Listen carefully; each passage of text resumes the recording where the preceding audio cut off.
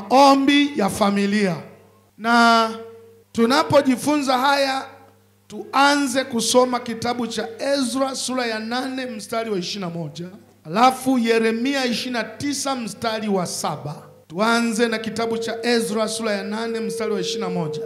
Ezra sura 8:21, neno la Bwana linasema: ndipo nikaamuru kufunga hapo penye mto Ahava, ili tupate kujinyenyekeza mbele za Mungu na kutafuta kwake njia iliyonyoka, kwa ajili yetu sisi wenyewe na kwa ajili ya watoto wetu na kwa mali yetu yote. Amen. Amen. Alafu 29 Yeremia ule mstari wa 7. Yeremia 29:7 nasema: kautakieni amani mji ule ambao nimewafanya mchukuliwe mateka, mkauombee kwa Bwana, kwa maana katika amani yake mji huo ninyi mtapata amani. Asante sana.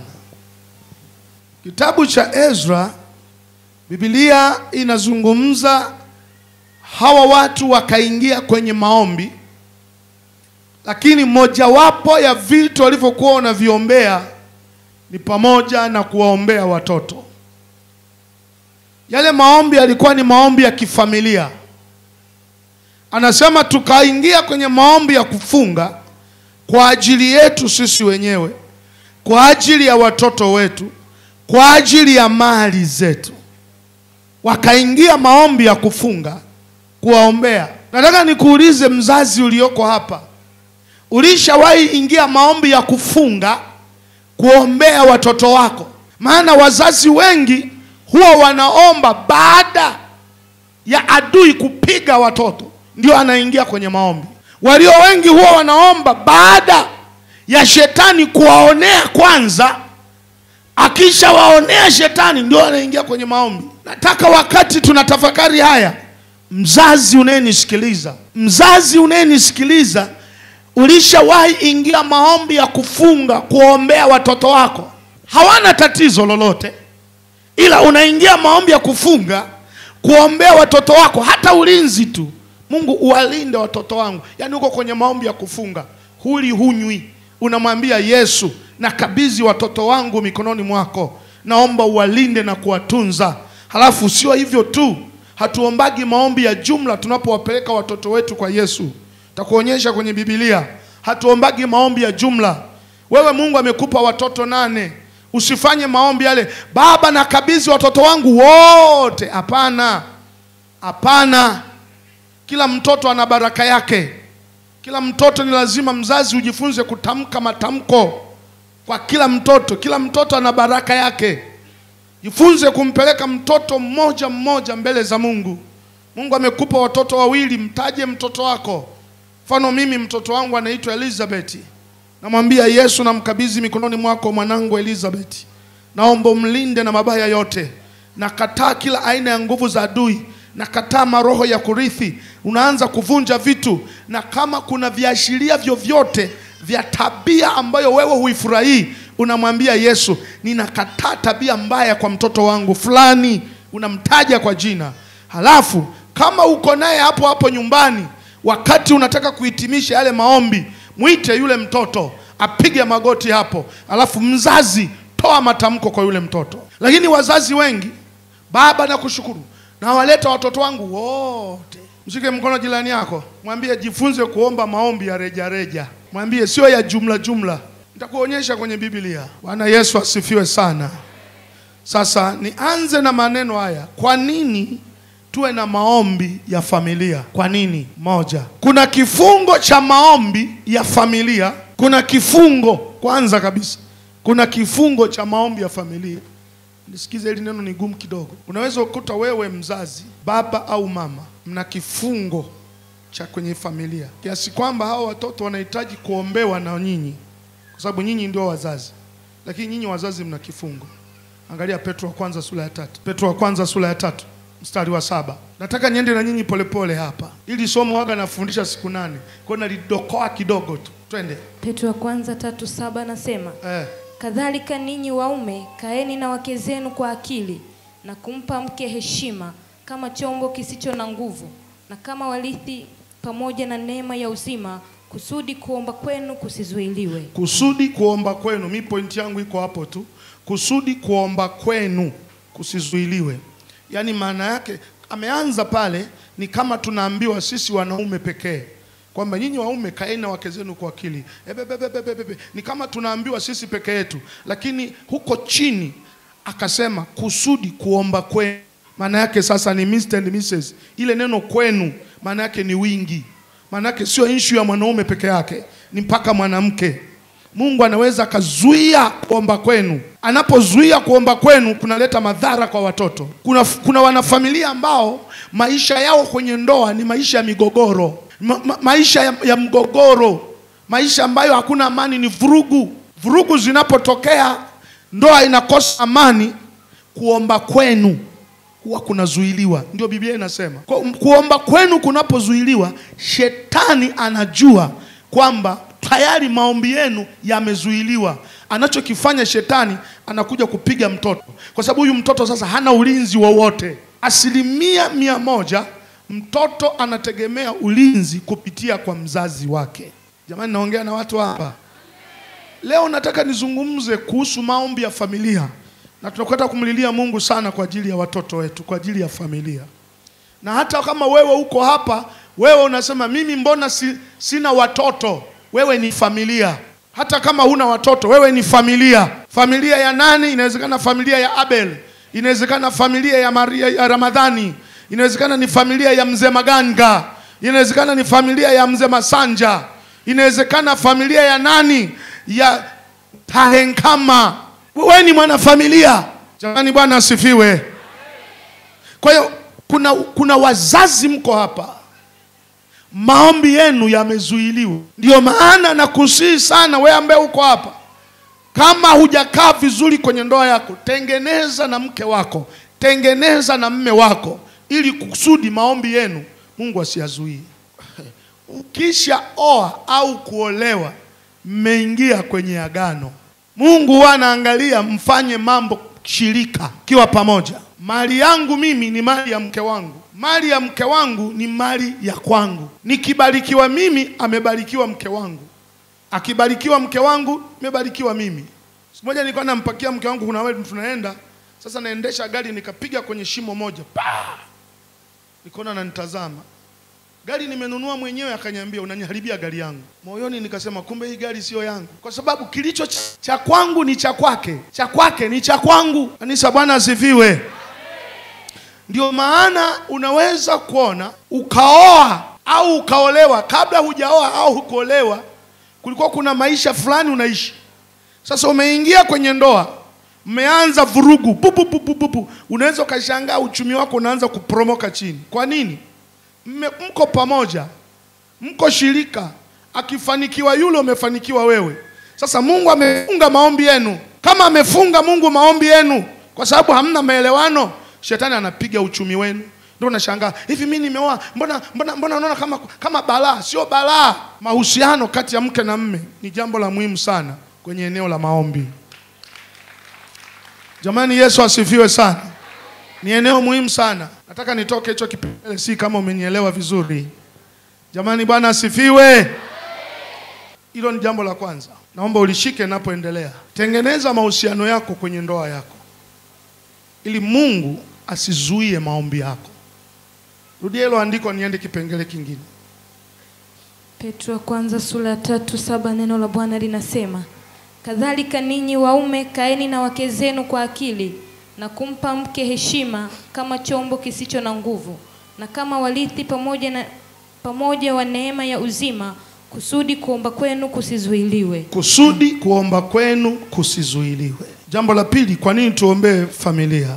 Mwanzo sura ya 27 mstari wa 27. Soma hapo Mwanzo 27 mstari wa 27.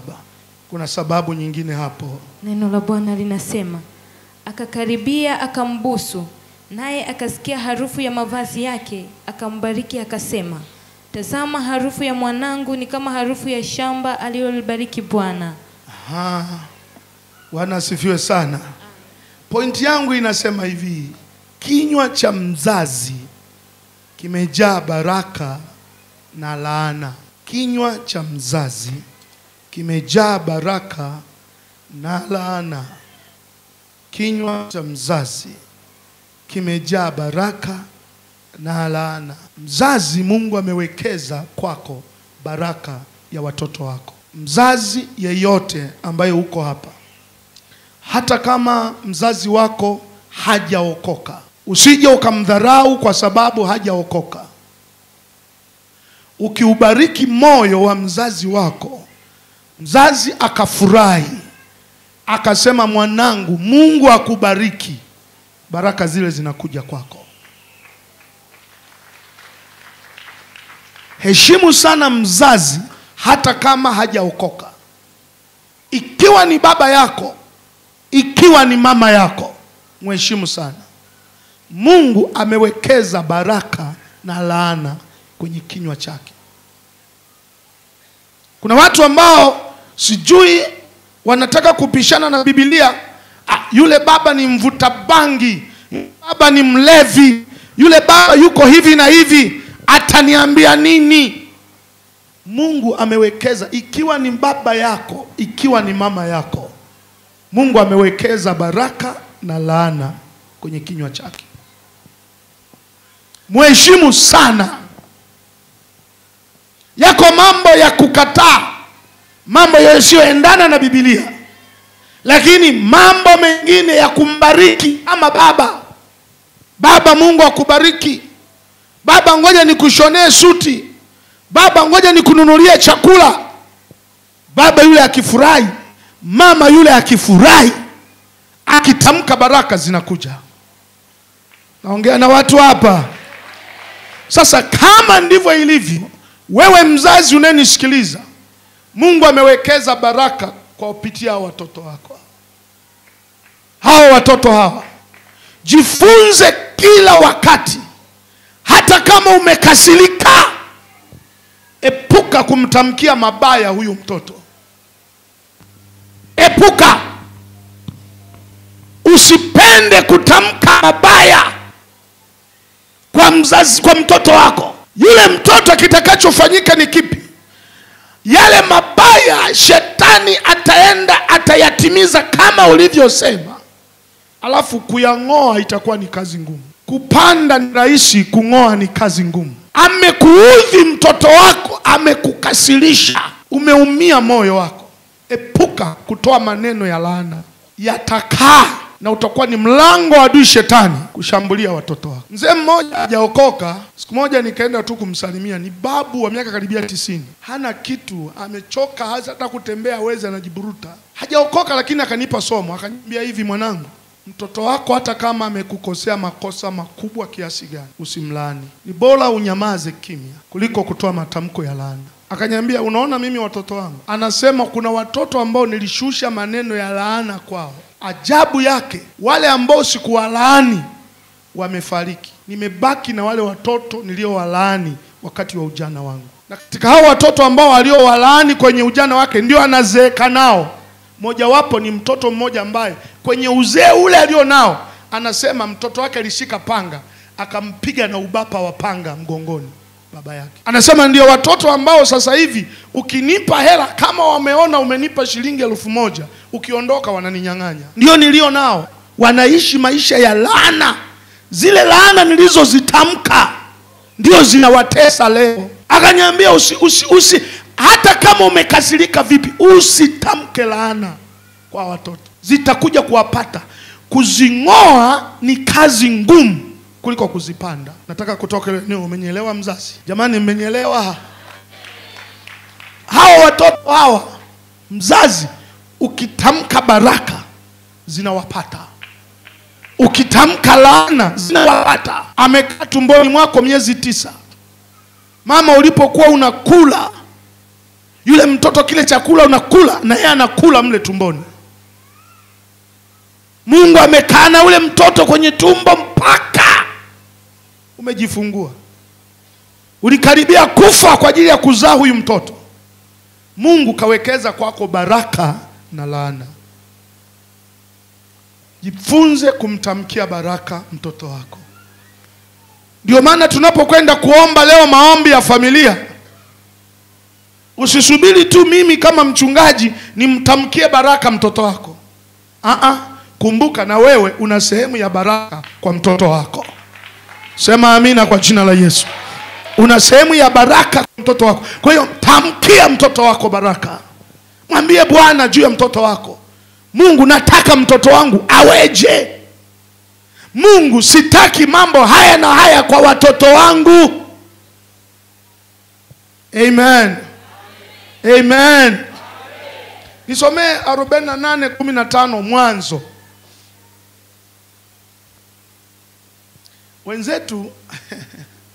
Wenzetu zamani walikuwa wanajua kuwatamkia watoto wao baraka. Soma hiyo 48:15. Neno la Bwana linasema, akambariki Yusufu akasema, Mungu ambaye baba zangu Ibrahim na Isaka walienenda mbele zake, yeye Mungu aliyenilisha maisha yangu yote hata siku hii ya leo. Endelea. Naye malaika aliyeniokoa na maovu yote, na wabariki vijana hawa, jina langu na litajwe juu yao, na jina la baba zangu Ibrahim na Isaka. Basi huyo anaitwa Yakobo, au kwenye Biblia hapo anaitwa jina lingine Israeli. Huyu mzee Yakobo alienda nyumbani kwa nani? Kwa mtoto wake anaitwa Yusufu kule Misri. Alipofika akakuta Yusufu ameshazaa watoto wawili. Mtoto mmoja anaitwa nani? Manase. Mtoto mwingine anaitwa nani? Efraimu. Huyu mzee Yakobo alipowaona, kwanza akampigisha magoti mtoto wake Yusufu, akaanza kutoa matamko ya baraka. Akatamka baraka kwa mtoto wake Yusufu. Alafu alipotoa matamko ya baraka kwa mtoto wake Yusufu, akatoa matamko ya baraka kwa wajukuu zake. Mungu amekupa wajukuu, toa matamko ya baraka kwa wajukuu zako. Sema amina kama unanielewa. Toa matamko ya baraka kwa wajukuu zako. Lakini ninapowaombea huwa nakaita na kenyewe, nakwambia mjukuu wangu njoo hapa nitoe matamko ya baraka. Mimi ni babu yako. Jifunze kutoa matamko ya baraka kwa watoto. Sema amina. Na wewe mtu mzima uko hapa, baba yako yuko Kibondo kule Nengo, tukitoka hapa mtumie hela kwenye M-Pesa. Ukisha mtumia mwambie baba nitamkie matamko ya baraka. Sema amina kama unanielewa. Okay, niende kipengele cha 3. Kwa nini tuombee familia? Kuna matatizo ya kurithi ambayo ni lazima kuyashughulikia kwenye maombi. Kuna matatizo ya kurithi ambayo ni lazima tuyashughulikie kwenye maombi. Mwanzo 25. Mwanzo 25 mstari wa 21. Sasa nataka kuongea nini hapa? Pia utaangalia Mwanzo 30 mstari wa 1. Angalia, nazungumza kwamba huwa kuna matatizo ya kurithi ambayo haya matatizo ya kurithi ni lazima yashughulikiwe kwa njia ya maombi. Kukataa hayo matatizo ya kurithi. Nikupe mfano mdogo kwa wale ambao huwa mnasoma Biblia. Nikupe mfano mdogo. Ibrahimu mkewe alikuwa anaitwa nani? Twende pamoja. Ibrahimu mkewe alikuwa anaitwa nani? Huyo Ibrahimu ambaye mke wake alikuwa anaitwa Sara. Sara alikuwa ni tasa. Sawa sawa watu wa Mungu. Haya, Isaka alikuwa mtoto wa nani? Isaka alikuwa mtoto wa nani? Mke wake alikuwa anaitwa Rebeka, naye alikuwa ni nini? Tasa. Mnamfahamu Yakobo? Yakobo alikuwa mtoto wa nani? Leo tuko kibibilia kidogo. Yakobo alikuwa mtoto wa nani? Wa Isaka, ambaye tunaweza kusema leo alikuwa mjukuu wa nani? Wa Ibrahimu. Mkewe Raheli alikuwa ni nini? Tasa.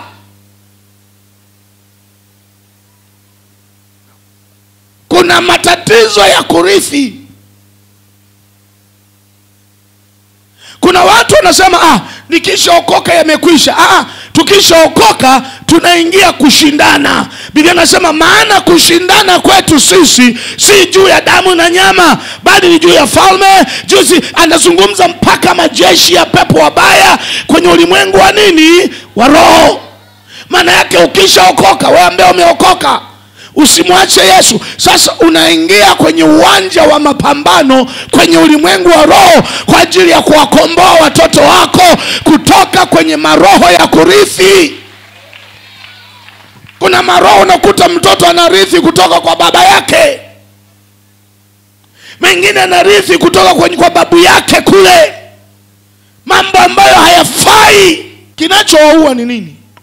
Kuna maroho ya kwenye ukoo yamepiga mstari kwamba hakuna kuvuka hapa. Sasa unapookoka, peleka watoto wako kwa Yesu, kwa jina la Yesu. Yesu atakusaidia, utavuka hiyo miaka kwa jina la Yesu. Majini hayataua mtoto wako kwa jina la Yesu. Kwa hiyo unapookoka, ombea watoto wako. Unapoombea watoto wako, unamwambia Yesu, hebu njoo kidogo hapa. Unamwambia Yesu, unaitwa nani mtoto mzuri? Yesu, namleta mtoto wangu Irene, ninavunja maroho ya kurithi kwa jina la Yesu Kristo.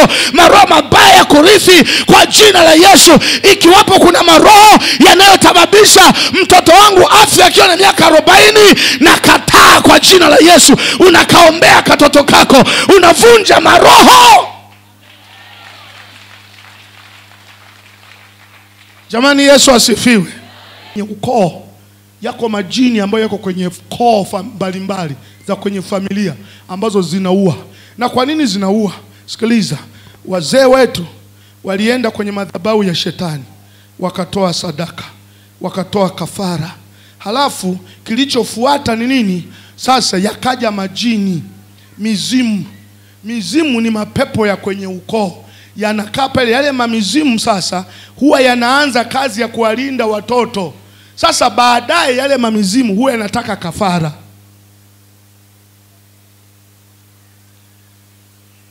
Kwa hiyo kwa nini tunawaombea? Ni kwa sababu kuna hayo. Kwa nini tunawaombea? Tunataka hao watoto, yale maroho ya kwenye ukoo wa Kiha. Kuna maroho mengine ya kwenye ukoo wa Kiha, hakuna maendeleo. Hakuna maendeleo. Kuna mengine mapepo yanazuia wengine wasisome. Mtoto wako asisome. Wewe una kiu mtoto asome, lakini mtoto halitaki kusoma. Kuna maroho yanazuia hakuna kusoma. Kuna maroho yanazuia hakuna kujenga. Kuna maroho yanazuia hakuna kuolewa, hakuna kuoa. Sasa unapokuwa mzazi, peleka kwa watoto wako kwa Yesu. Vunja yale maroho ya kwenye ukoo wenu. Vunja kwa jina la Yesu Kristo. Yakatae hayo maroho kwa jina la Yesu Kristo. Sema amina kama unanielewa hapa. Kuna maroho yanasumbua sana. Na wakati mwingine mpaka watu wazima ambao wameokoka miaka mingi, usipojua kuyashughulikia na kuyavunja. Sikilizeni, yote yalikwisha, tukapewa silaha. Tukapewa silaha. Ngoja nikwambie, mojawapo ya vitu ambavyo Yesu alivishughulikia msalabani ni pamoja na magonjwa. Lakini kwa nini mpaka leo tunayakemea magonjwa? Tumepewa jina la Yesu kuyakataa magonjwa. Kwa hiyo kama ambavyo tunavyoyakataa magonjwa, ndivyo ambavyo tukatae maroho ya kurithi. Mimi nilichomoka huko kwa sababu tu niligundua haya maroho dawa yake ni kuyashughulikia, kuyapiga. Sasa sio mimi tu peke yangu, natakiwa kuyapiga mpaka kwa watoto nitakaozaa. Kwa sababu hao watoto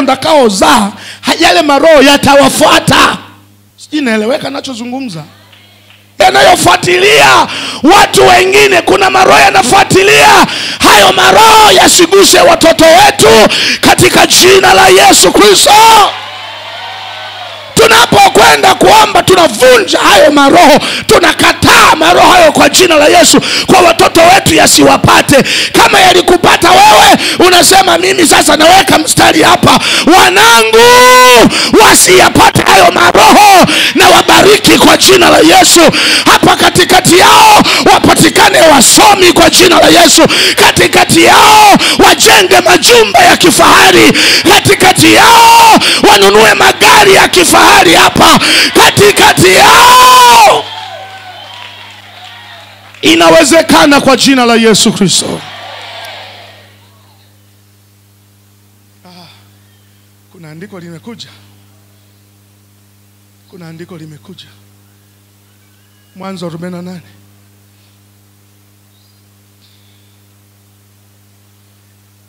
Mwanzo 48. Unisikize vizuri, hilo andiko limekuja. Bujoe mtoto, njoo.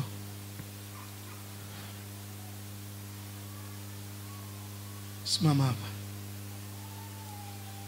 Kuna mdogo wako hapa? Mwite.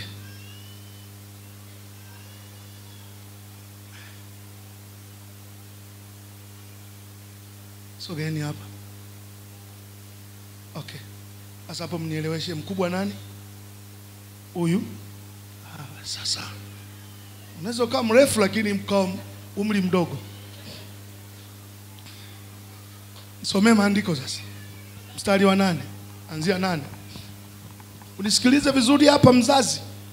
Mwanzo 48 mstari wa 8, neno la Bwana linasema, Israeli akawaona wana wa Yusufu akasema. Israeli ni Yakobo. Akawaona watoto wa Yusufu akasema, ni nani hawa? Ni nani hawa? Yusufu akamwambia babaye. Yusufu akamwambia baba yake, hawa ni wanangu. Hawa ni watoto wangu. Mungu alionipa hapa. Mungu alionipa hapa. Akasema, tafadhali uwalete kwangu nami nitawabariki. Tafadhali uone siri hiyo ya kwanza. Tafadhali walete kwangu nami niwabariki. Ni lini ulishawahi kuwabariki wajukuu zako? Wangapi wana wajukuu kama mimi? Waninyoshe mkono.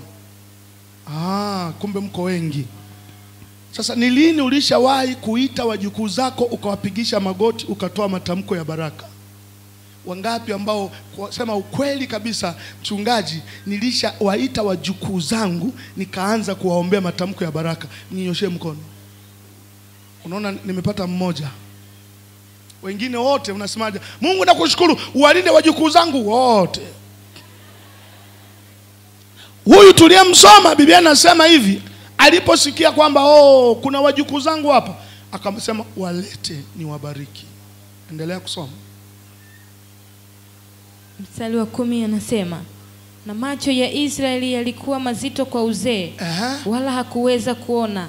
Akawaleta kwake, naye akawabusu na kuwakumbatia. Israeli akamwambia Yusufu, sikudhani ya kwamba nitakuona uso wako, na Mungu amenionyesha na uzao wako pia. Yusufu akawatoa katika magoti yake, naye akainama kifudifudi. Yusufu akawaweka wote wawili, Efraimu katika mkono wake wa kuume na kuelekea mkono wa kushoto wa Israeli, na Manase katika mkono wake wa kushoto kuelekea mkono wa kuume wa Israeli. Akawasogeza karibu naye. Israeli akanyosha mkono wake wa kuume akaweka juu ya kichwa cha Efraimu. Sikiliza neno hili. Aliyekuwa mdogo. Huyu ndio Manase, huyu ndio Efraimu. Aliyekuwa mdogo. Ndiyo. Na mkono wake wa kushoto akaweka juu ya kichwa cha Manase, huku akijua atiavyo mikono. Maana Manase ndiye aliyezaliwa kwanza. Huyu Manase ndio mkubwa. Akambariki Yusufu akasema, Mungu ambaye baba zangu Ibrahim na Isaka walienenda mbele zake, yeye Mungu aliyenilisha maisha yangu yote hata siku ile hii ya leo, naye malaika aliyeniokoa na maovu yote, na wabariki vijana hawa. Jina langu nalitajwe juu yao, na jina la baba zangu Ibrahim na Isaka, na wawe wengi wa watu, nitarudia, na wawe wingi wa watu kati ya nchi.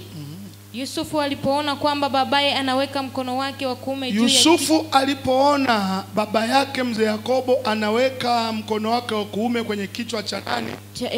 Cha Efraimu aliye mdogo. Ikawa vibaya machoni pake. Yule Yusufu akajisikia vibaya. Akauinua mkono wa babaye uondoke katika kichwa cha Efraimu. Akatoa mkono, unisikize hapa ndo kwenye pointi muhimu ninayotaka kusema na wewe. Akatoa mkono kwa mtoto wake Efraimu, akaweka kwa mtoto wake wa kwanza Manase. Endelea. Yusufu akamwambia babaye, sivyo babangu, maana huyu ni mzaliwa wa kwanza. Baba, huyu ndio mzaliwa wa kwanza. Weka mkono wako wa kuume kichwani pake. Weka mkono wako wa kuume kichwani kwa huyu Manase, ndio wa kwanza huyu. Babaye akakataa. Baba yake alikuwa ni kipofu, tumesoma, kwa sababu ya uzee. Akakataa. Akasema, najua mwanangu, najua. Yeye naye atakuwa taifa. Huyu Manase naye atakuwa taifa. Yeye naye atakuwa mkuu. Lakini ndugu yake mdogo atakuwa mkubwa kuliko huyu. Na uzao wake watakuwa wengi wa mataifa. Na uzao wa huyu mdogo utakuwa wingi wa mataifa. Akawabariki siku ile akasema. Asante sana. Pointi yangu iko hapa.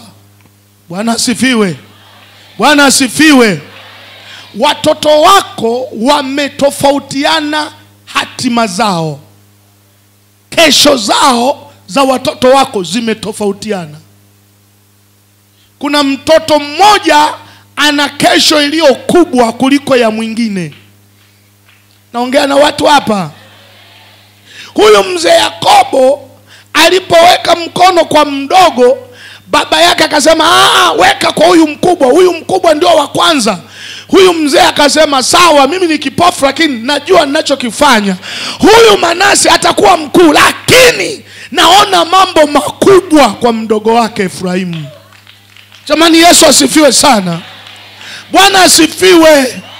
Unaweza ukazaa watoto 6, watoto 8, lakini wakatofautiana kesho zao. Sasa kesho ya mtoto wako Mungu anaijua na shetani anajua. Anachokifanya shetani ni kuanza kufanya mashambulizi ya huyu mtoto aliyebeba mambo makubwa ili kumharibu, ikiwezekana asifikie kesho yenye ushindi. Ndio maana watoto wengi ambao wana hatima kubwa huwa wanapitia vita vikubwa sana kwenye ulimwengu wa roho. Na mzazi bila kujua anafika mahali anamchukia yule mtoto ambaye anaonekana ni mtoto wa vurugu mechi nyingi. Huyu ni mtoto ambaye ana vita vingi anavipitia, lakini huyu mwingine anasema huyu mwingine hanaga shida, ila haka ndio kananisumbuaga sana. Kumbe shida sio yule mtoto, kuna vitu vikubwa amebeba ambavyo shetani anataka kuviharibu. Sasa ni jukumu lako mzazi kuweka ulinzi kwa Efraimu. Usimchukie Efraimu wako. Hata wewe una Efraimu wako. Usimchukie Efraimu wako. Waombee watoto wako. Ujui kesho ya watoto wako. Wewe unaweza ukashindwa kujenga nyumba nzuri, lakini nyumba yako ikawa kwa mtoto wako. Bwana kalibariki toto lako, kashangaa na kuja kukujengea nyumba nzuri. Unaweza kushindwa wewe kununua gari la kifahari, lakini gari yako likawa kwa mtoto wako. Shetani anajua na Mungu anajua. Kinachofuata, shetani ataanza vita na huyo mtoto. Si kwamba anapigana na huyo mtoto. Anachokipigania shetani ni kesho. Anaitafuta kesho. Ameshaiona kesho ya mwanao. Ameiona kesho. Huyu baba anasema, anamwambia mwanae Yusufu, najua mwanangu huyo naye atakuwa mkuu, lakini mdogo wake Efraimu atakuwa mkuu zaidi. Maana yake atakuwa na hatima kubwa kuliko kaka yake. Sasa kinachofuata baada ya hapo ni nini? Jifunze kumpeleka mbele za Mungu mtoto wako. Ukisoma kwenye Biblia utaona ile familia ya mzee Yese, kulikuwa kuna kijana mdogo anaitwa Daudi, alikuwa amebeba hatima kubwa. Angalia maisha yake yalivyokuwa ya shida. Anawindwa na simba, anawindwa na dubu, anawindwa na Goliati, anachukiwa na ndugu zake, lakini alikuwa amebeba hatima kubwa. Kumbe katikati yao kuna mfalme, alikuwa ameubeba ufalme. Sasa shetani alikuwa anaweka vita hapo. Naongea na watu hapa, naongea na watu hapa. Bwana asifiwe, Bwana asifiwe. Humu ndani humu kuna matoto yana hatima kubwa kubwa yamo humu. Yamo matoto yana kesho kubwa kubwa yamo humu, yamekaa yamo humu. Leo hii unaweza kuona haya ndio masumbufu sana kwenye Sunday school, haya ndio makorofi sana. Badala ya kusoma neno la Mungu yanadunda wenzake, makorofi sana. Lakini nataka nikwambie usigombane nayo, yapeleke mbele za Bwana. Adui anaitafuta kesho yao. Amen, amen, amen, amen. Hata wewe unanisikiliza, mtu mzima, kesho yako inawindwa sana na shetani. Watu ambao wamebeba mambo makubwa, shetani wanafanya nao vita sana sana. Leo kwenye ulimwengu wa roho, shetani anatafuta kesho ya mtoto wako aichinje. Nataka nikupeleke haya somo hili wanafundisha siku 8, lakini nataka nikupeleke kidogo tu usikie mzigo. Hata kama tutaomba leo, lakini usikie mzigo wa kuomba siku zote kwa habari ya watoto wako. Na wewe ambaye umeokoka kwenye mkutano huu, usimuache Yesu. Dunia imeharibika. Mimi naenda tu pale nikaombe na yule mhubiri, alafu kesho narudi kwenye dini yangu. Haitakusaidia. Baki na Yesu hapa. Nasema tena, baki na Yesu hapa. Sema amina kwa jina la Yesu Kristo. Okay, niende kipengele kingine. Kipengele kingine ni hiki hapa. Bwana asifiwe, Bwana asifiwe. Kwa nini tuombe watoto? Yako matamko ya kichawi juu ya watoto wetu. Sasa hatutasoma kwa ajili ya muda Hesabu 22:5 mpaka 7. Lakini nataka tusome andiko hili sasa. Samueli wa pili sura ya 4. Unisikize vizuri kwenye hili andiko, kwa sababu natamani sana Mungu akusaidie wewe ambaye una nani mtoto wahi kurudi. Samueli wa pili sura ya 4 mstari wa 4. Hebu soma hilo andiko. Neno la Bwana linasema, naye Jonathan mwana wa Sauli alikuwa na mwana aliyekuwa na kilema cha miguu. Soma tu pole pole, usiende spidi sana. Amen. Samueli wa pili sura ya 4 mstari wa 4. Naye Jonathan mwana wa Sauli alikuwa na mwana aliyekuwa na kilema cha miguu. Alikuwa amepata miaka 5. Habari za Sauli na Jonathan zilipofika Yezreeli, na yaya wake akamchukua akakimbia. Ikawa alipokimbia kwa haraka, huyo mtoto akaanguka akawa kilema, na jina lake aliitwa Mefiboshethi. Asante sana. Sasa ngoja mimi nikusomee Biblia ambayo imetoa ufafanuzi sana wa hilo andiko ambalo umesoma. Linasomeka namna hii: Jonathan mwana wa Sauli alikuwa na mtoto aliyelemaa miguu yake yote miwili. Mtoto huyo aliitwa Mefiboshethi. Mefiboshethi alikuwa na umri wa miaka 5 habari za kifo cha Sauli na Jonathan ziliposikika kutoka Yezreeli. Yaya aliyekuwa anamtunza aliposikia kuwa Sauli na Jonathan wameuawa huko Yezreeli, alimchukua Mefiboshethi akakimbia naye. Lakini alipokuwa anakimbia kwa haraka, mtoto huyo alianguka naye akalemaa. Nisikilize vizuri. Mama huyu amezaa mtoto akiwa mzima. Amekaa naye kwa miaka 5, mtoto huyu ni mzima. Siku moja mfanyakazi wa ndani, binti wa kazi, akawa anakimbia naye. Katika kukimbia naye, yule mtoto akaanguka, akavunjika miguu yote miwili, akawa kilema. Huyu ni mtoto wa Jonathan. Sikilize nifianse kidogo hapa. Huyu ni mtoto wa Yonathani. Yonathani amekufa, halafu mtoto naye amekuwa kilema wa miguu, ila hajazaliwa akiwa kilema wa miguu. Isipokuwa binti wa kazi wakati anakimbia naye, binti wa kazi ya kuanguka, ila huyo mtoto akaanguka akavunjika miguu yote miwili. Kesho ya yule mtoto ikaishia hapo. Na kwa nini Mephibosheti? Yonathani na Daudi waliingia agano la damu. Hawa ndugu zetu walikuwa wanaingia kwenye urafiki wa damu. Kunjoo kidogo katibu hapa nitoe mfano.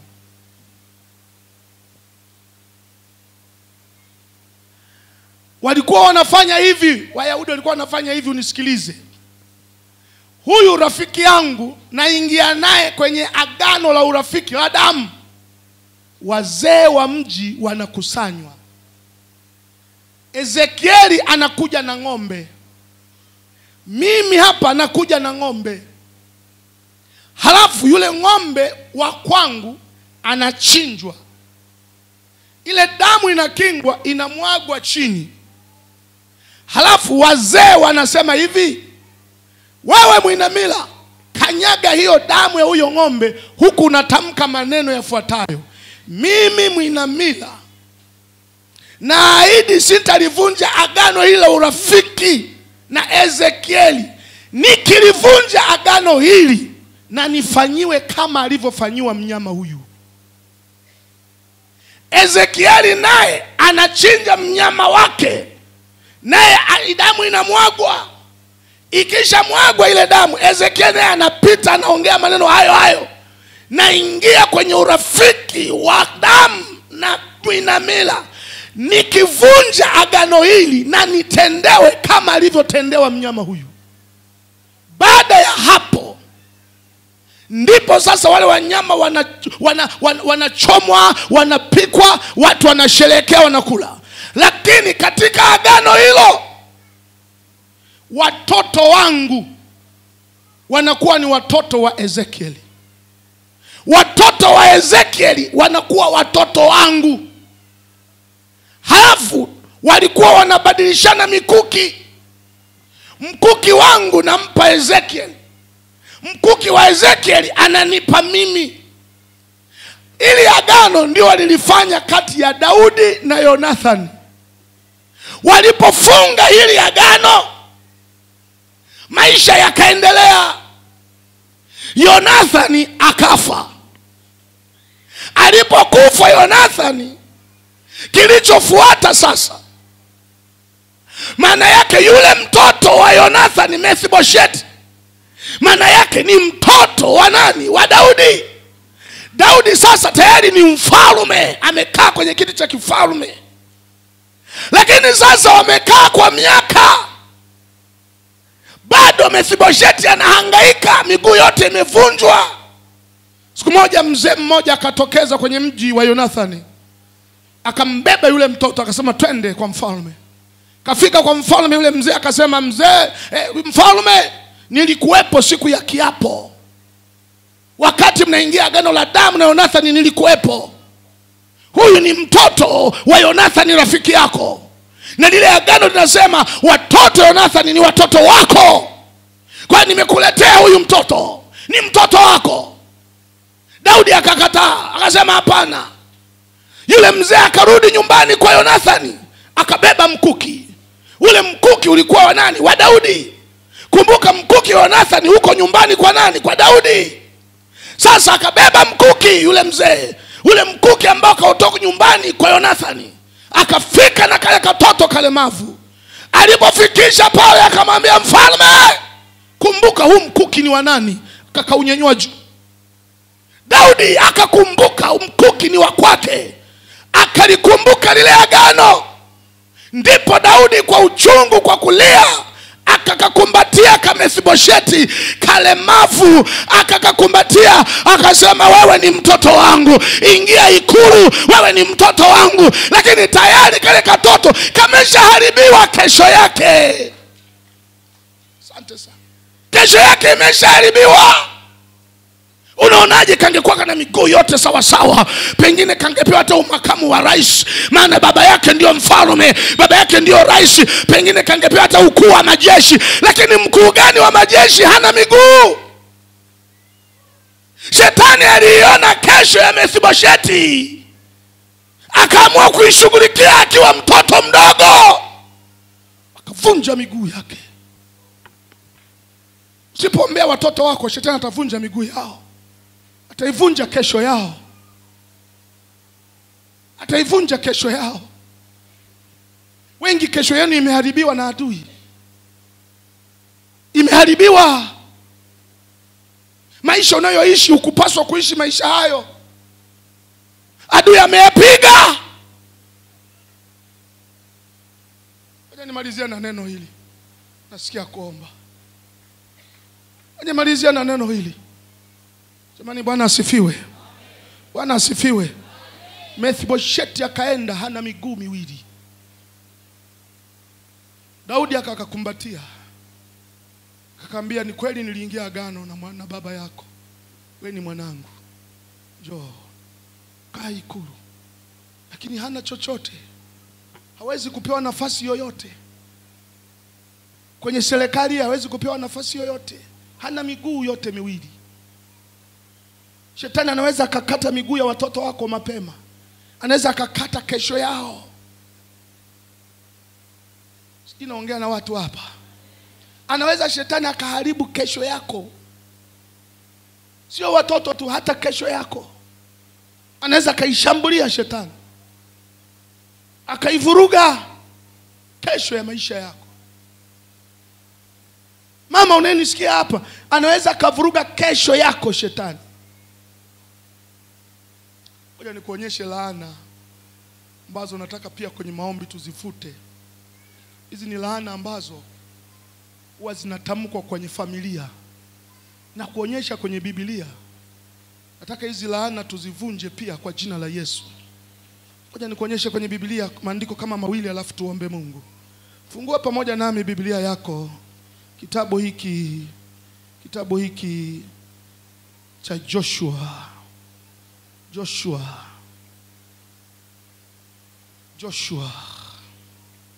Nakwenda kumaliza na tusikia kuomba. Katika vitu ambavyo huaga na mzigo sana ya kuomba, nasikiaga sana kuombea watoto. Mimi najua kesho inayowindwa na watoto hawa ambao wewe unaweza kuona ni kawaida, lakini kesho yao inatafutwa sana na adui shetani. Joshua sura ile ya 7.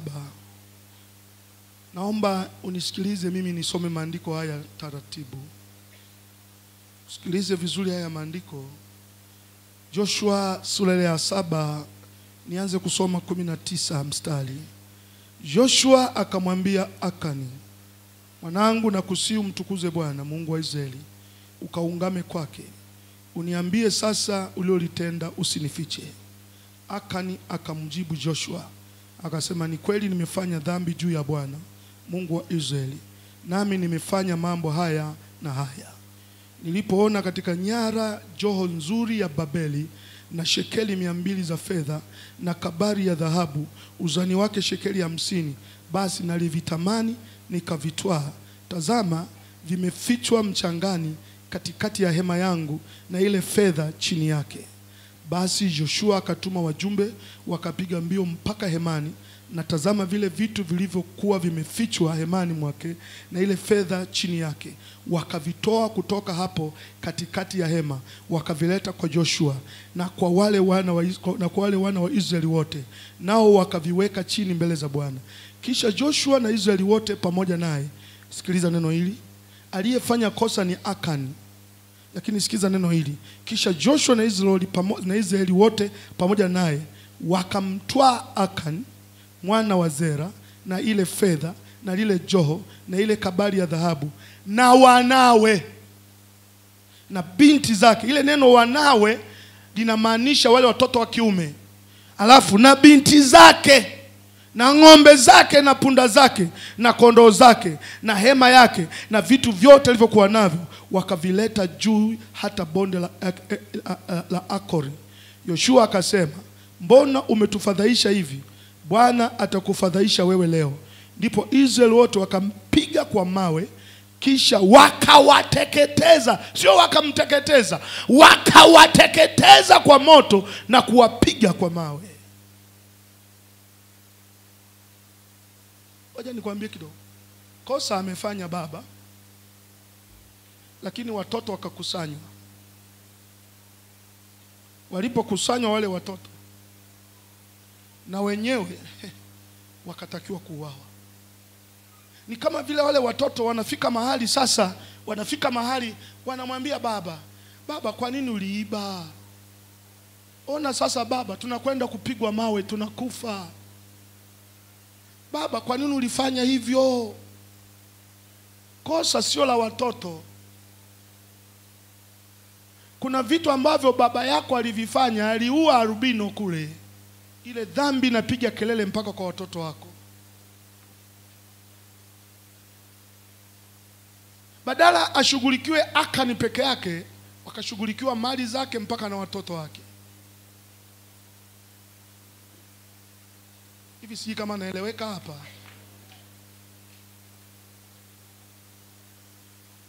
Au umechoka niishie hapo tuombe? Mbona umetulia sana, unatafakari?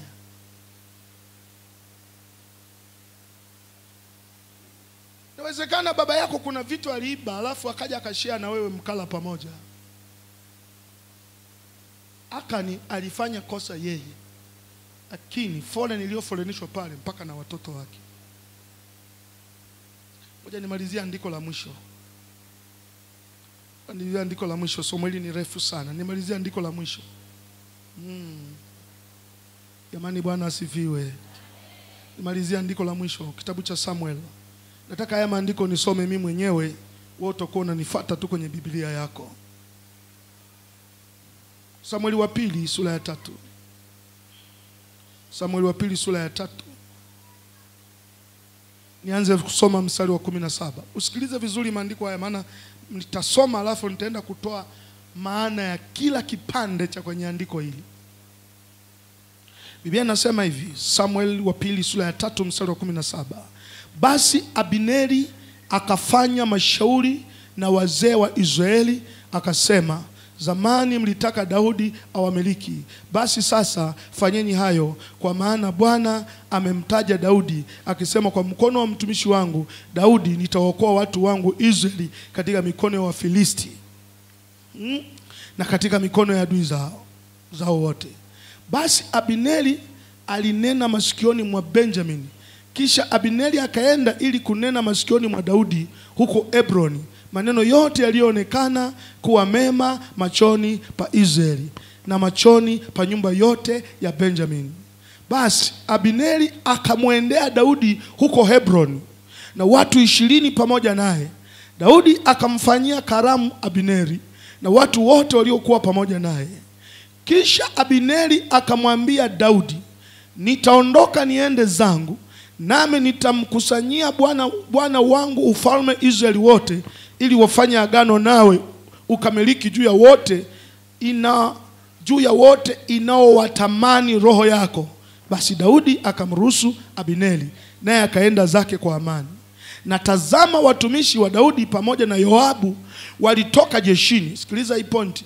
Wakaleta mateka mengi pamoja nao, lakini Abineri hakuwepo Hebroni. Abineri hakuwepo Hebroni kwa Daudi, maana alikuwa amemruhusu naye amekwisha kwenda zake kwa amani. Hata Yoabu na jeshi lote waliokuwa pamoja naye walipofika, watu wakamwambia Yoabu wakisema, Abineri mwana wa Neri alikuja kwa mfalme, naye amemruhusu naye amekwenda zake kwa amani. Basi Yoabu akamwambia mfalme akasema, umefanyaje? Tazama, Abineri amekuja kwako, mbona umemruhusu naye amekwisha kwenda zake? Wewe wamjua Abineri mwana wa Neri ya kuwa alikuja ili kukudanganya, apate kujua kutoka kwako na kuingia kwako, akajue yote uyatendayo. Naye Yoabu alipotoka kwa Daudi, sikiliza, akapeleka wajumbe kumfuata Abineri, wakamrudisha kutoka kisima cha Sira, lakini Daudi alikuwa hana habari. Basi Abineri alipokuwa amerudi Hebroni, Yoabu akamchukua kando hata katikati ya lango ili aseme naye kwa faraga. Akampiga mkuki wa tumbo huko hata akafa kwa ajili ya damu ya Asaheli ndugu yake. Yani huyu anaitwa Yoabu akamuua kwa kumchoma mkuki Abineri. Sikiliza sasa mstari wa 28. Hata baadaye Daudi aliposikia akasema, mimi na ufalme wangu hatuna hatia mbele za Bwana kwa sababu ya damu ya Abineri mwana wa Neri. Sasa sikiliza hii laana ambayo mimi naiita laana ya familia. Familia ya nani? Familia ya Yoabu. Ona hii laana. Anasema hivi. Sikiliza hii, nataka nianzie hapa. Bwana asifiwe. Bwana asifiwe. 29 anasema, na imwangukie Yoabu kichwani pake na nyumba yake na nyumba yote ya babaye. Tena hiyo nyumba ya Yoabu isikose kuwa na mtu mwenye kutoka damu na aliye na ukoma au mwenye kutegemea fimbo au mwenye kuanguka kwa upanga au mwenye kuhitaji chakula. Sasa nianze kukupa mafafanuzi ambayo Mungu aliniletea haya hizi laana ambazo zilikuwa zinashuka kwenye familia ya Yoabu. Moja, anasema sikosekane mtu mwenye kutoka damu. Mungu alinipa fasili 3 katika hii. Maana yake kwenye familia yenu asikosekane mtu mwenye vidonda au aliyejeruhiwa au mtu mwenye maumivu, mwenye makovu, asikosekane. Kuna mambo ambayo unakuta mtoto wako au wewe mwenyewe unashangaa yanakuletea mateso. Kuna watu ambao unakuta wanaishi maisha yao hawana amani, hawana furaha. Kumbe kuna laana zilitamkwa huko kwa ajili ya familia, kwamba wasikosekane watu ambao kwenye hii familia ya mzee Maganga asikosekane mtu mwenye kutokwa damu. Maana yake mtu ambaye hana furaha, ana maumivu, ana mateso ndani ya maisha yake, asikosekane. Hiyo laana tunaifuta kupitia damu ya Yesu Kristo. Tafsiri ya pili ya damu ni kutokwa damu kusikokoma kwa kawaida. Tafsiri ya 3 ni mwenye kuumizwa na kuonewa. Unakuta umezaa mtoto lakini ni mtu ambaye ana maisha yenye kuonewa, hana furaha. Siku moja nimehubiri pale kanisani kwangu, nikashangaa mama mmoja ambaye nilikuwa namtazama ni mama wa furaha, mama wa amani, hana shapo kwenye maisha yako. Tunayafuta kwa damu ya Yesu Kristo. Nasema tunayafuta kwa damu ya Yesu Kristo. Narudia kwa sauti yenye afya, nasema tunafuta kwa damu ya Yesu Kristo. Aje nikupe maana nyingine.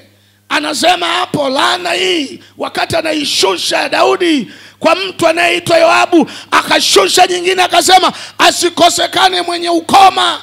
Sasa Mungu alinipa tafsiri kwa nini ukoma. Ukoma ni ugonjwa unaoshambulia viungo vya mwili na kuvikata. Sasa maana yake nini? Mungu akawa amenipa tafsiri yake. Anasema maana yake kama kuna mtoto wako ameshushiwa laana ya ukoma, maana yake atakuwa ni mtoto mwenye mambo ambayo namna hii anapoteza chochote atakachokuwa anakipata. Yani leo anaweza akapata nyumba nzuri, kesho akauza.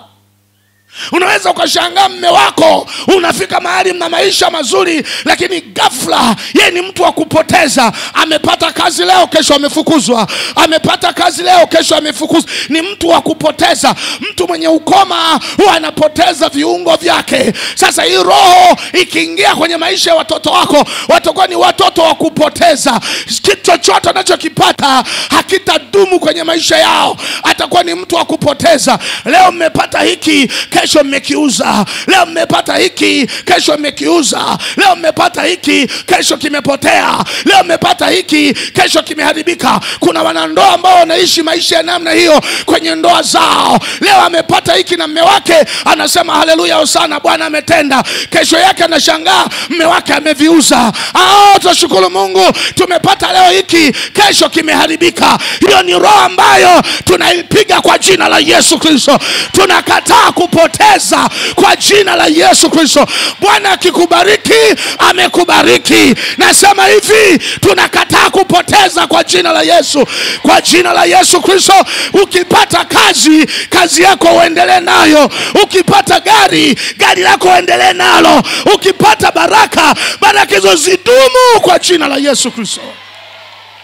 Roho ya kupoteza inawatesa wengi. Roho ya kupoteza. Unamkuta msichana anachumbiwa ameachwa. Roho ya kupoteza. Kachumbiwa ameachwa. Kachumbiwa ameachwa. Ukawa wewe unateswa na kifua tu. Tibiwa na kutibiwa hamna, kumbe kifua chako kimetolewa kafara. Unaweza ukatolewa kafara kwenye eneo fulani kwenye maisha yako.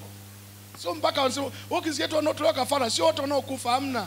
Mwingine kafara yako wewe ni mguu tu, mguu mmoja wenyewe, yani utatibiwa na kutibiwa hamna, kumbe kuna pepo, kuna kafara imetolewa pale.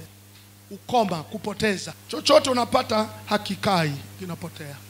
Unapata hakikai. Hakikai. Kuna laana ya familia. Ile familia asikosekane mwenye ukoma. Mtu ambaye kupoteza. Wewe unapoteza. Vitu vyako havikae, vinapotea. Ndio maana nakushauri sana wewe uliyempata Yesu. Nasikia mdada, usimwache Yesu. Unasikia rafiki yangu? Mzee wa timu yetu hii. Usimwache Yesu. Dunia ya ovyo sana hii. Nasikia wa mama. Biblia inasema asikosekani mwenye kutegemea fimbo. Maana yake nini? Ni mtu ambaye hawezi kujisimamia mwenyewe mpaka msaada kwa mtu. Yaani wewe maisha yako yanakuwa mpaka usaidiwe. Ukitaka kununua hata basikeli unaanza kuombaomba kwa ndugu zako. Mwenye buku hapo jamani, nataka kununua basikeli.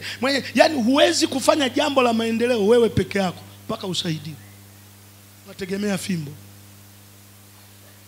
Kuna watu ambao kwenye familia hawezi kufanya jambo likaonekana kwamba huyu sasa amefanya jambo mwenyewe hili hapa mpaka asaidiwe.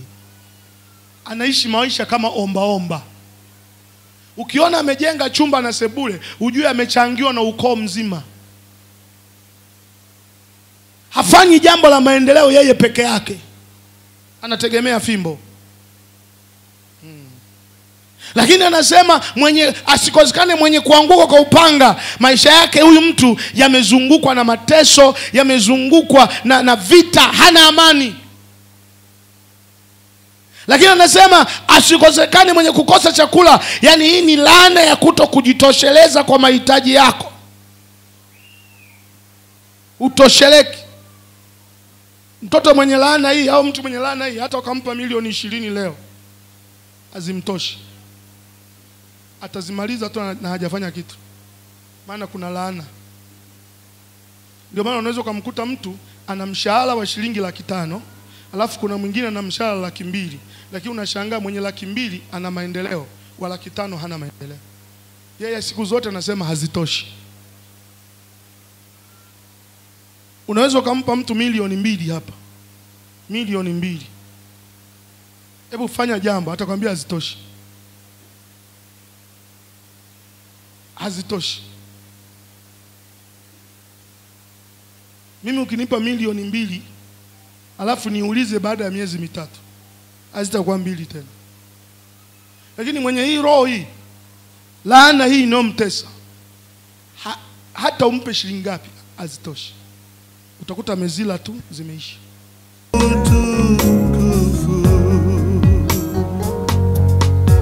Naomba nyinyi ambao mmeokoka, naomba mwe mstari wa kwanza. Mstari wa kwanza kabisa. Awezaye. Simameni kuangalia. Mstari ukinyoka huko sawa. Hakuna kama wewe. Mstari wa pili. Waliokoka wenye nguvu.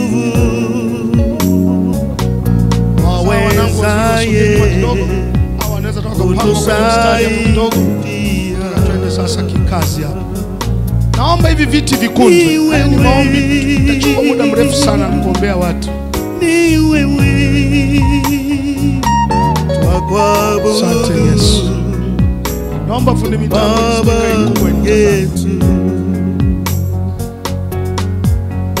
huku wabaki wale ambao wako kwenye mkutano. Nasema huko nyuma wasimame watu wa namna. Peaneni nafasi. Tunaenda kufanya maombi magumu sana hapa. Baba yetu. Amen. Amen. Kwa damu ya Yesu. Kwa damu ya Yesu. Mwambie Mungu alinde watoto wako. Bwana alinde familia yako. Bwana alinde watoto wako. Ora.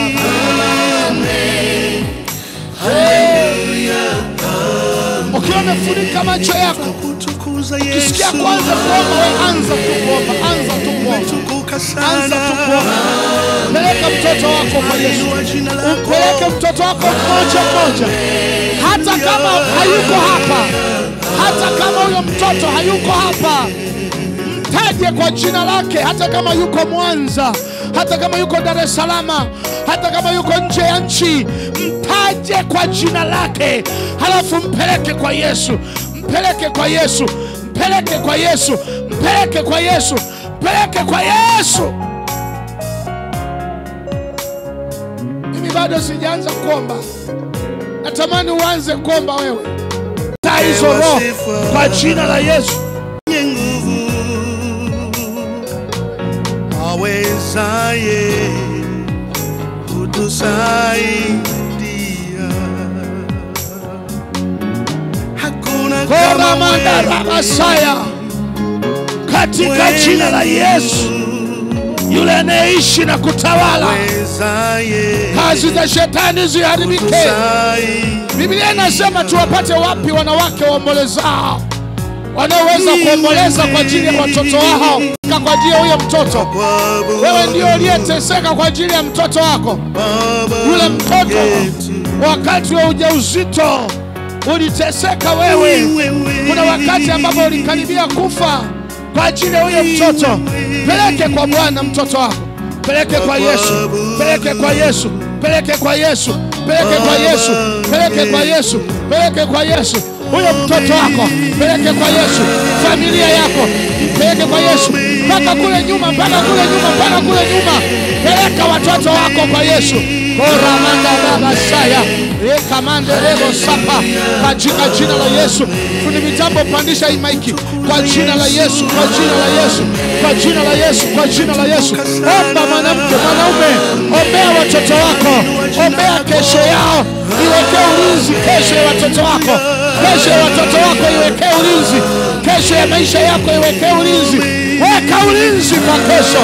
Ile kesho yako iwe kesho ya baraka, iwe kesho ya ushindi.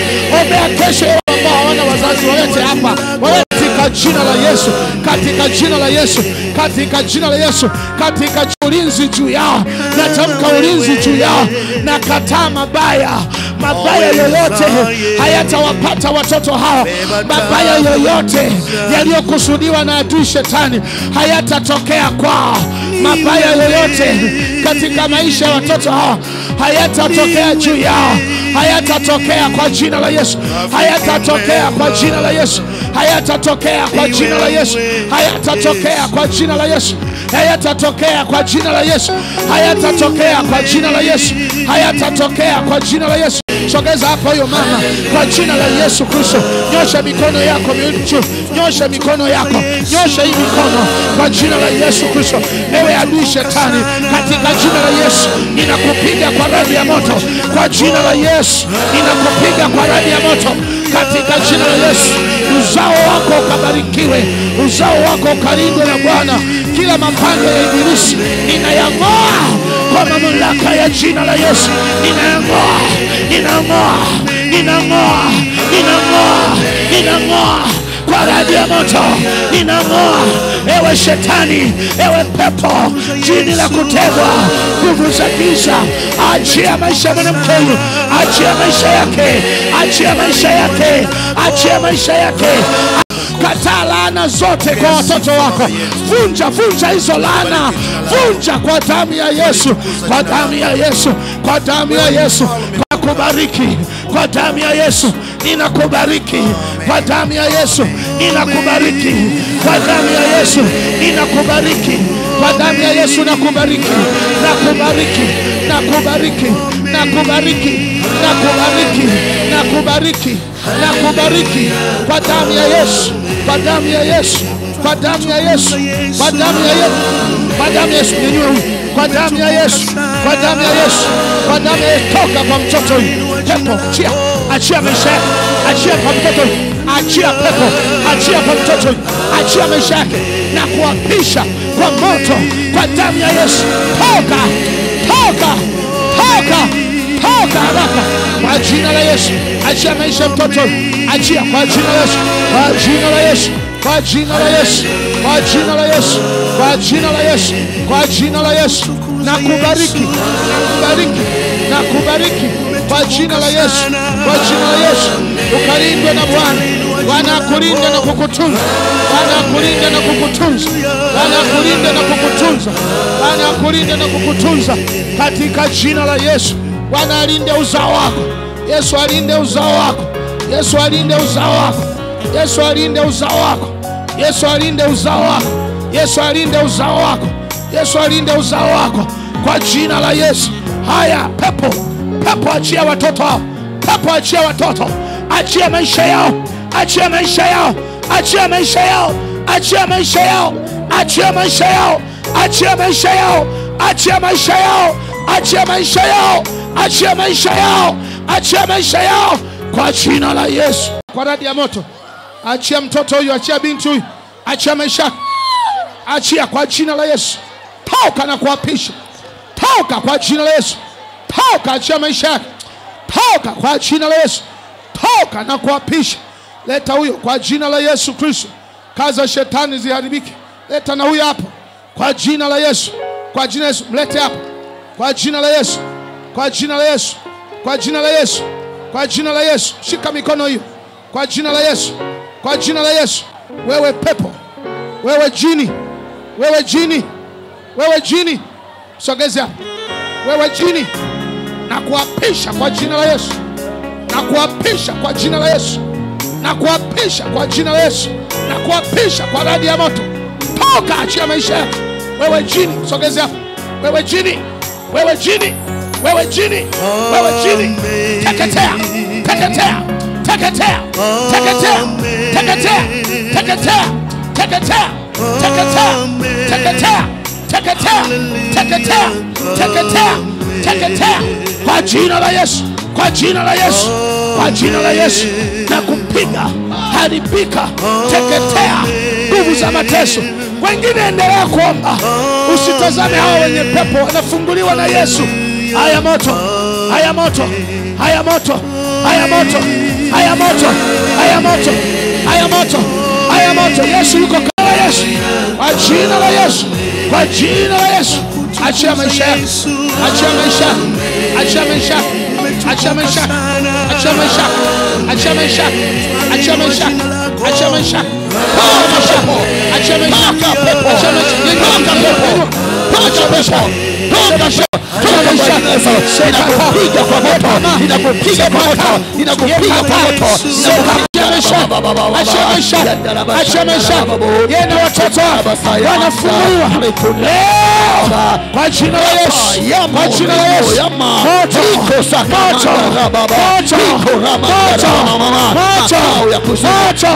moto, moto, moto, ili ya watu wa Mungu, ili ya watu wa Mungu, ili ya watu wa Mungu. Mikono ya maana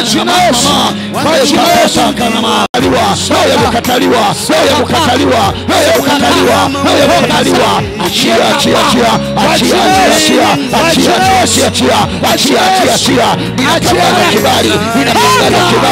kwa damu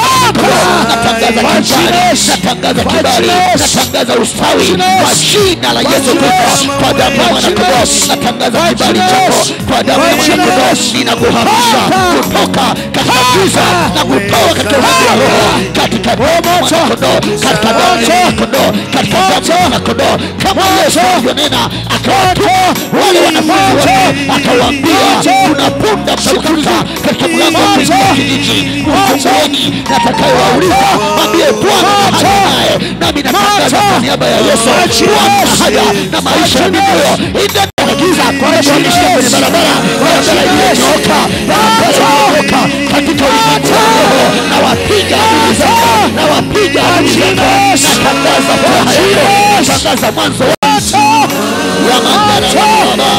Moto, shika mikono, shika mikono, shika mikono. Moto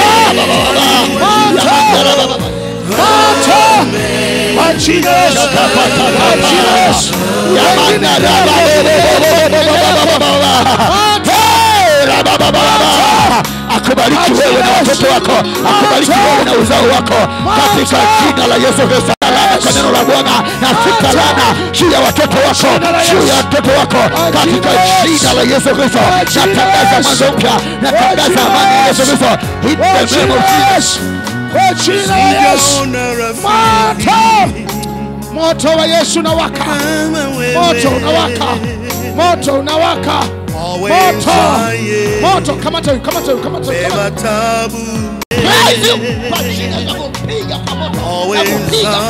wengine endelea kuomba, nakupiga kwa moto katika jina la Yesu Kristo. Shamandara baba baba baba baba, wengine endelea kuomba, lekaraba shandala damu ya mwana-kondoo, na uleta moto, moto wa damu ya mwana-kondoo, naleta moto, na mwaga moto, na mwaga moto, na mwaga moto, na mwaga moto, na mwaga moto, na mwaga moto, na mwaga moto, kwa jina la Yesu, kwa jina la Yesu, kwa jina la Yesu, na mwaga moto, na mwaga moto, na mwaga moto, kwa jina la Yesu, damu ya Yesu, damu ya Yesu, damu ya Yesu, damu ya Yesu, damu ya Yesu, damu ya Yesu, damu ya Yesu, damu ya Yesu, damu ya Yesu, damu ya Yesu, damu ya Yesu, damu ya Yesu, ndio mema, ndio mema, katika jina la Yesu Kristo. Bwana kubariki na kukulinda katika jina la Yesu Kristo. Bwana kubariki na kukulinda katika jina la Yesu. Bwana kubariki na kukulinda katika jina la Yesu.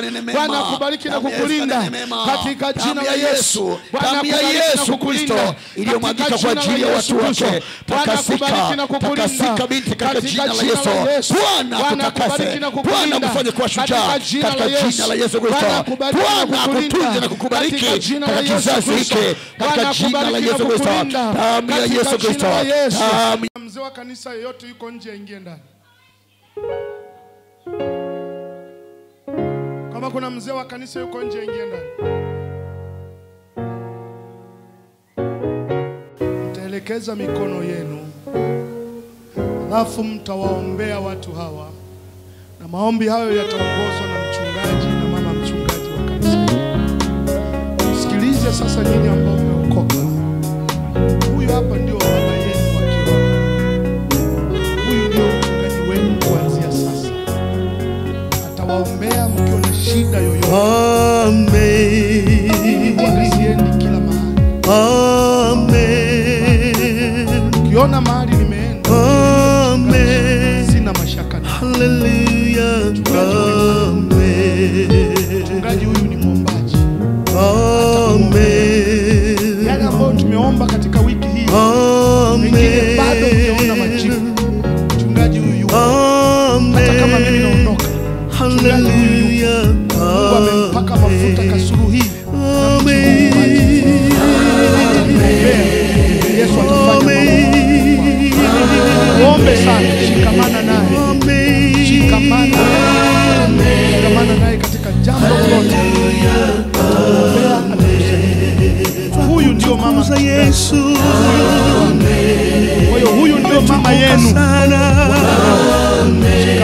Twaliinua jina lako. Kwa sababu wazazi wenu kuanzia sasa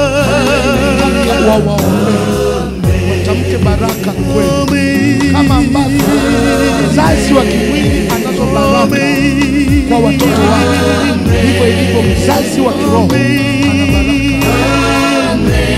Kwa nataka wale wazee wa kanisa au wazee wa kanisa mshikamane nao, naona baraka za msimwache Yesu sana.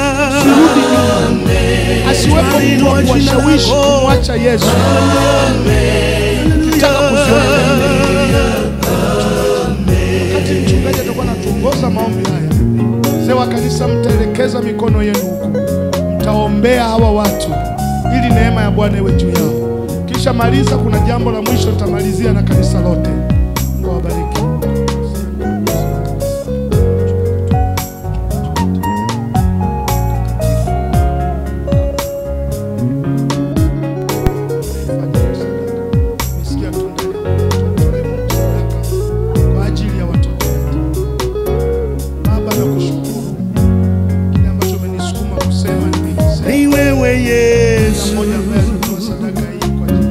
Wakuabudiwa,